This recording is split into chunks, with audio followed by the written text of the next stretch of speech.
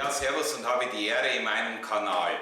Heute möchte ich euch wieder einen Werkzeugtest präsentieren. Eines ist mir vorab wichtig: all meine Werkzeugtests sind nicht gesponsert durch irgendwelche Hersteller, sondern das ist alles Werkzeug, das ich mir selber für meine Zwecke gekauft habe und eben auch so, zumindest hatte ich das Gefühl, gebraucht habe.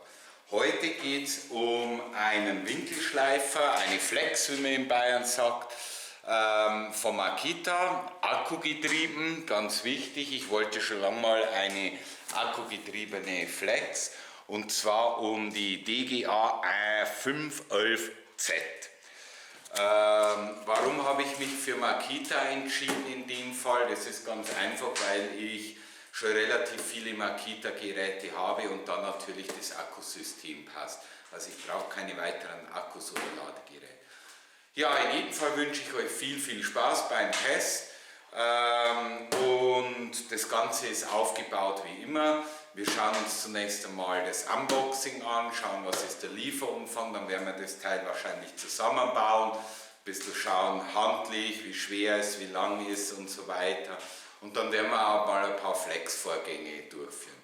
In dem Sinne viel Spaß und dann legen wir auch schon los mit Unboxing. Los geht's, Unboxing. Also ich habe mir diesen Winkelschleifer ohne irgendeine Werkzeugbox von Makita gekauft. Ich weiß ehrlich gesagt gar nicht, ob es das gibt. Die Version, die ich mir gekauft habe, ist jetzt quasi ohne so einen Hardkoffer.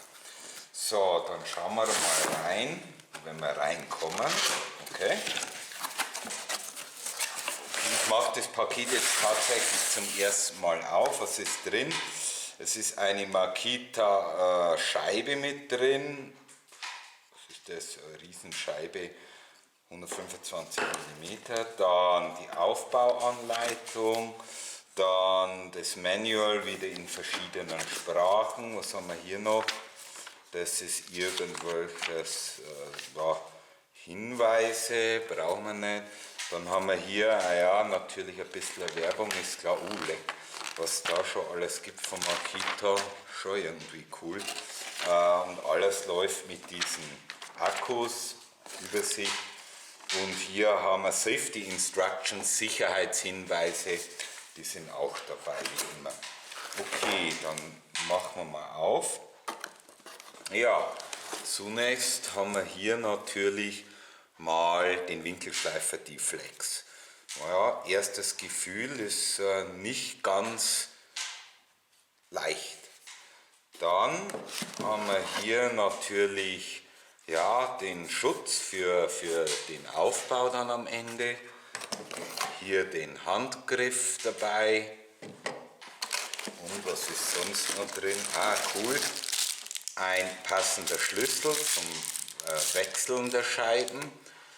Das finde ich übrigens cool. Ich hatte neulich eine andere Flex mir gekauft, keine Akkuflex, sondern eine Dreckfräse oder Betonfräse, nennen wir es mal so. Da war dieser Schlüssel nicht dabei. Okay, das war's schon. Also das Unboxing ist rum, dann schauen wir uns mal wie immer in meinen Tests die technischen Daten kurz an. Sicherlich für den einen oder anderen interessant. Deutschland Seite 43. So, okay, dann schauen wir mal, was wir hier rauslesen. Vorgesehene Verwendungsschleifen, Schmirgeln, Schneiden von Metall und Stein ohne Wasser.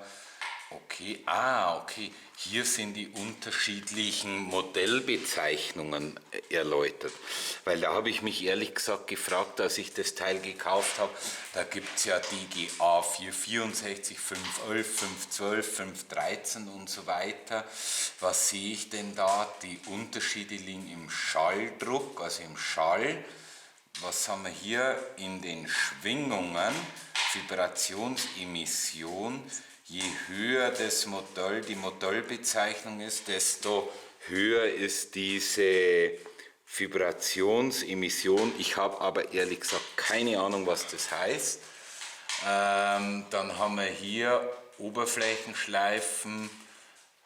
Okay, auch hier, je höher die Modellbezeichnung, desto höher diese Vibrationsemission.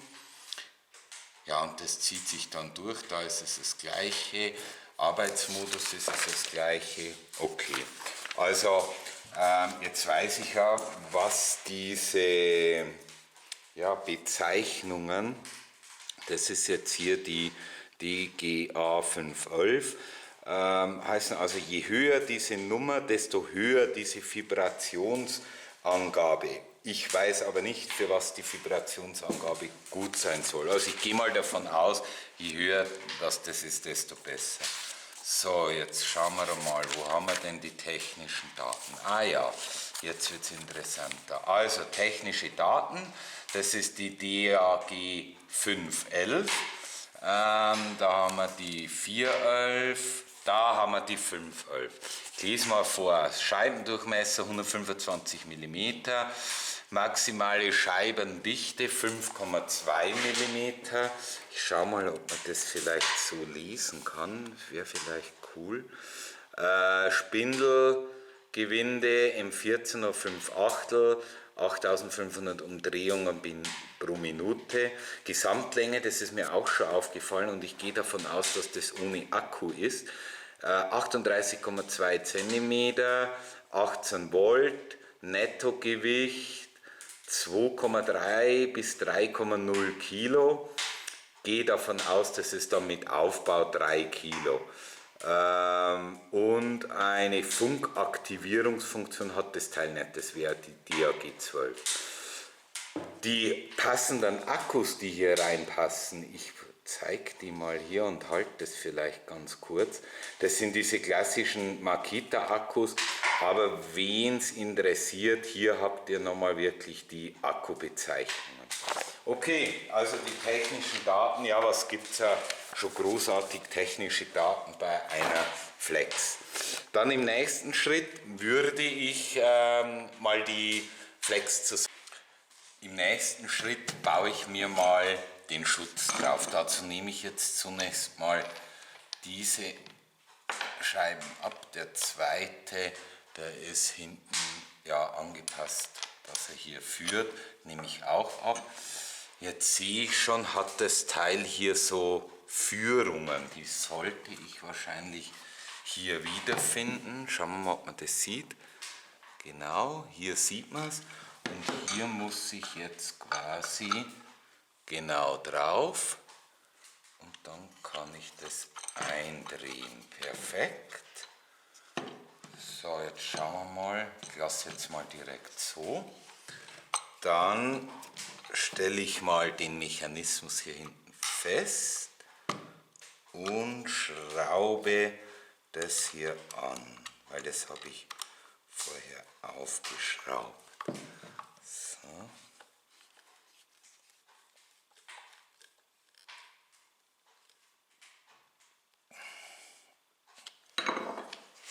So, schauen wir mal, ist das jetzt safe? Ich kann das zwar aufmachen und drehen, passt, also soll man ja drehen können und hier stelle ich das fest. Okay, dann Griff, einfach hier oben drauf, nein, das ist glaube ich klar. Ja, so klar scheint es nicht zu sein, bei mir zumindest. Okay, jetzt hat es geklappt. Okay, ja, damit wäre die Flex schon mal zusammengebaut. Ich hole mal schnell einen Akku. Was habe ich jetzt da für einen? Das ist ein großer. Okay, also gut, mit Akku ist für das Teil nicht ganz leicht. Okay, gehen wir mal raus. Bauen wir doch mal eine Scheibe drauf. Ich habe mir jetzt eine 125 mm Scheibe geholt. Ja, dann zunächst können wir das Teil hier abnehmen, diese Schutzhaube, die da noch drüber ist. Die nehmen wir jetzt mal ab. Dann schrauben wir die erste Scheibe runter, die zweite führt ja, legen das rein und legen wir das jetzt so, den Not nach oben,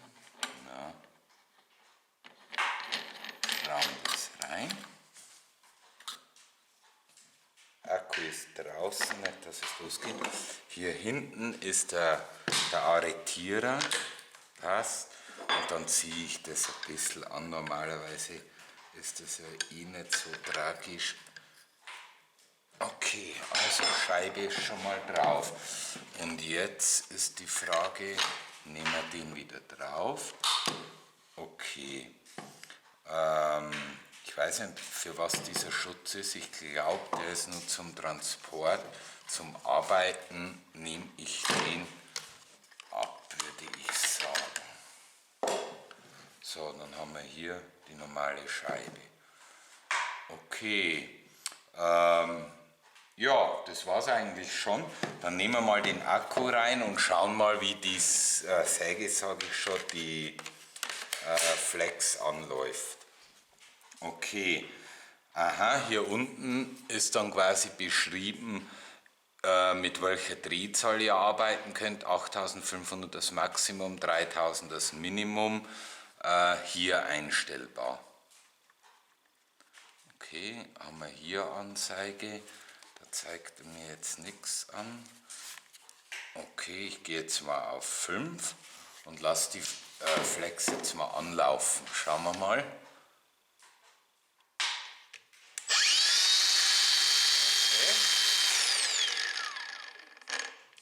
Die läuft eigentlich relativ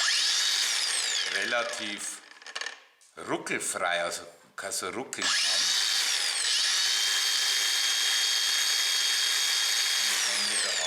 Okay. Akku ist voll, jetzt schaue ich mal, ob sich da was tut, wenn ich auf 1 drehe, also niedrigere Drehzahl. Auch hier wieder. Ja, man hört schon deutlich langsamer.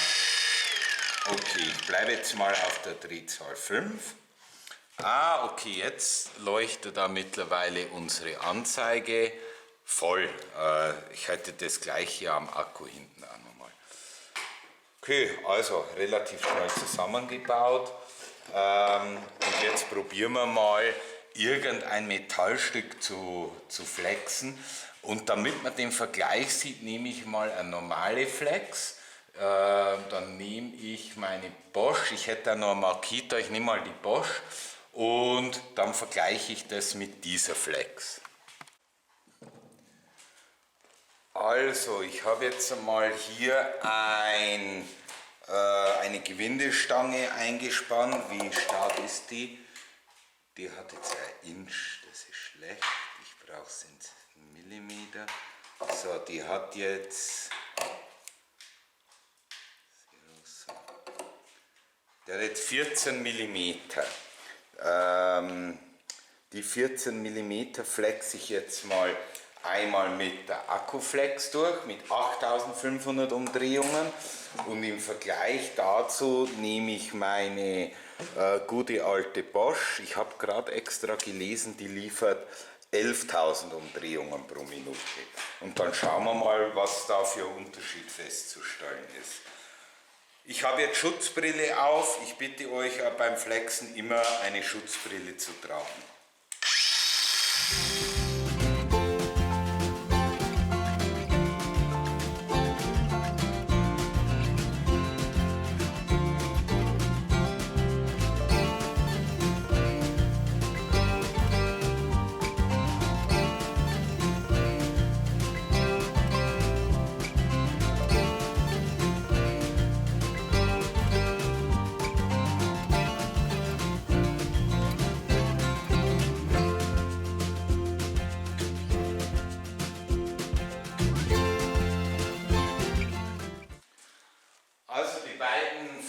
Vorgänge habt ihr gesehen. Ich weiß jetzt nicht, was länger gedauert hat oder nicht. Gefühlt ist es natürlich schon so, dass die stromgetriebene Akkuflex oder die stromgetriebene Flex mehr Power hat. Die hat 11.000 Umdrehungen und irgendwie hatte ich das Gefühl, da ist mehr Power da. Ist aber natürlich nicht verwunderlich. Dafür hat natürlich eine Akkuflex ganz andere Vorteile. Stromloses Flexen in dem Sinn, also stromlos nicht, ohne Strom zuführende Leitung. Ich persönlich möchte zudem jetzt mal einen ersten Eindruck wiedergeben. Die Flex ist relativ groß. Ich vergleiche das jetzt mal zu einer herkömmlichen Flex. Also ihr seht das schon. Ist auch ohne Akku sicherlich 8-9 cm länger als diese kleine Bosch Flex. Mit dem Akku wird sie dann natürlich noch mal ein Stück länger. Ich meine, das ist jetzt ein 5 Volt Akku, oder? 5000 mAh Akku. Die 3000er sind ein bisschen schmaler, aber das wird es nicht rausreißen, dann ist man halt so. Also relativ groß, muss ich feststellen. Und auch vom Gewicht her würde ich jetzt mal sagen, mit Akku die auf jeden Fall deutlich schwerer als diese kleine Bosch Flex hier. Ich freue mich auf jeden Fall auf das Arbeiten damit, wenn man draußen mal was hat und schnell was abflexen muss. Glaube aber tatsächlich, dass es in der Werkstatt eine herkömmliche Flex sicherlich nicht ersetzen wird. Aber ich glaube, dafür ist sie ja nicht gemacht. Grundsätzlich war es das auch schon mit meinem Test. Was will man aber bei einer Akkuflex mehr testen? Das Handling hatte ich angesprochen, einen Funktionsvergleich habe ich auch durchgeführt. Und ja, ich hoffe, dem einen oder anderen hat es gefallen, weil ich hatte vorher versucht, einmal über die Leistungen oder die Unterschiede was rauszufinden und habe mich da tatsächlich schwer getan, im Internet was zu finden. In dem Sinne danke ich wirklich nochmal für euer Zusehen, hoffe, dass ihr einen Like da lasst oder das Ganze kommentiert und würde mich freuen, wenn ihr mich auch zukünftig in meinem Kanal besucht. Wie immer möchte ich mich dann verabschieden mit Servus und habe die Ehre aus der Oberpfalz.